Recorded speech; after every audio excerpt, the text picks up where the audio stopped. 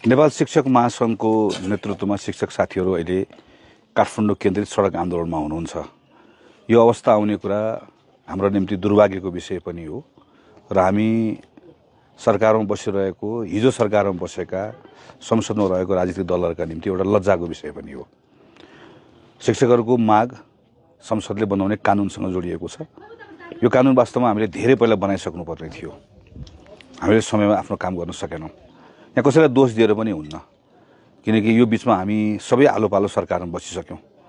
हामीले सरकारमा बस्दाखेरि जुन तदारुकता देखाउनु पर्ने हो त्यो देखाउन सकेनौँ, संसदमा देखाउन सकेनौँ, जसको कारणले गर्दा आज सडकमा आउनुपर्ने अवस्था बनेको छ। त्यसैले हिजो भएको गल्ती कमजोरीलाई हामी सबैले स्वीकार्नुपर्छ र कसैलाई दोषारोपण नगरिकन हाम्रो सामूहिक प्रयासबाट शिक्षकहरूको माग सम्बोधन गरेर चाँडोभन्दा चाँडो उहाँहरूलाई हामीले कक्षा कोठामा फिर्ता गराउनुपर्छ। वैशाख 2बाट नयाँ सत्र सुरु हुँदैछ। त्योभन्दा पहिला यो विषय हामीले टुङ्ग्याएनौँ भने यसले शैक्षिक क्षेत्रलाई नराम्रोसँग प्रभावित गर्छ। अहिले हेर्दै गर्दा हल्का लाग्न सक्छ, तर यसले लामो समयसम्म नेपालको सार्वजनिक शिक्षाको क्षेत्रलाई प्रभाव पार्न सक्छ। त्यसैले हामी पनि सचेत हुनुपर्छ। खास गरिकन प्रधानमन्त्रीजी र सरकारमा बसेका साथीहरूले अझ बढी जिम्मेवारी बोध गर्नुपर्छ र शिक्षक साथीहरूले पनि यो अहिलेको समयको संवेदनशीलतालाई बुझिदिनुपर्छ भन्ने लाग्छ।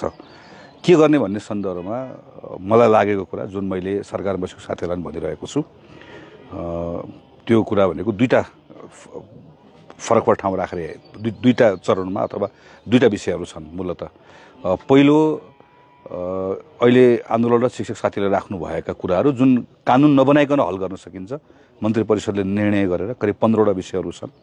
यसमा शिक्षकहरूको मर्यादाक्रमको कुरा छ, स्वास्थ्य उपचारको कुरा छ, सामाजिक सुरक्षाको कुरा छ, प्राविधिक ग्रेडको कुरा छ, दरबन्दी मिलानको कुरा छ, शिक्षक विद्यार्थी अनुपातको कुरा छ, इसिडी पढाउने साथीहरूको तलबमान सुविधाको कुरा छ, विद्यालय कर्मचारीको कुराहरू छ।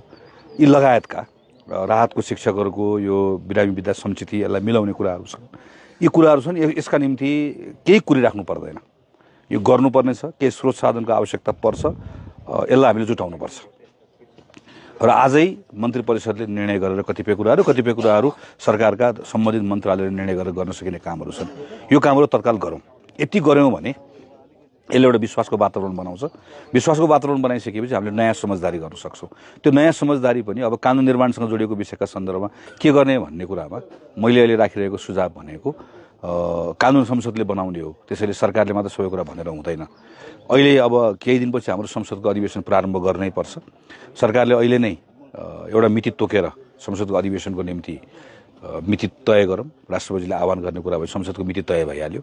संसदको मिति तय भएको 7 दिन 8 दिन पछाडिको समय तोकेर त्यो दिनभित्रमा हामी शिक्षाको विधेयक पारित गर्छौँ भनेर एउटा समझदारी निर्माण गर्न सक्छौँ। र विधेयकको अन्तर्वस्तुका सन्दर्भमा योभन्दा पहिल्यै शिक्षक सङ्घसँग महासङ्घसँग सरकारको एउटा समझदारी भएको छ। मूलतः त्यो समझदारी लगायतका अरू मागिरहेका जुन विषयहरू छन्, जसमा कतिपय हाम्रा धारणा र मतहरू छन्, यी कुरालाई पनि समेटेर हामीले वार फुटिङमा फास्ट ट्र्याकबाट हामी यसलाई विधेयकलाई टुङ्ग्याउने। विधेयक टुङ्ग्याएर पार्लियामेन्ट स्टार्ट भएपछि पार्लियामेन्टको सुरु भएको 5 दिन 6 दिन कति दिन राख्ने रिजनेबल टाइम राखौँ। त्यो टाइमभित्रबाट पारित गर्न सक्छौँ। यो यसरी गऱ्यौँ भने शिक्षक साथीहरूलाई पनि यति गतिभित्रमा वैशाखको 12, 15, 16, 18 भित्रमा विधेयक पारित हुन्छ भन्ने एउटा भरोसा हुन्छ। त्यो भरोसा लिएर उहाँहरू फर्कन सक्नुहुन्छ। हामीलाई पनि एउटा समय हुन्छ। यो समयभित्र काम गरेर हामी दिन रात नभनिकन काम गरेर विधेयकको कुरा टुङ्ग्याउन सक्छौँ। सरकारलाई पनि सुरक्षित ढङ्गले विषय अवतरण गर्ने एउटा सुविधा उपलब्ध हुन्छ। तर यो सबै गर्नको लागि विश्वासको वातावरण बनाउनु पर्नेछ। विश्वासको वातावरणको लागि यो कुनै प्रतिक्रिया व्यक्त गर्ने होइन। सरकारमा बसेको साथीहरूलाई मेरो अनुरोध छ कि मन्त्री परिषदले र मन्त्रालयले निर्णय गरेर हुने अहिले मैले उठाएका जुन कुराहरू छन्, करिब 15वटा विषयमा उहाँहरूका मागहरू समेटेका छन्। ती कुराहरूलाई आजै अवेर नगरिकन यी कुराहरूलाई सम्बोधन गरौँ।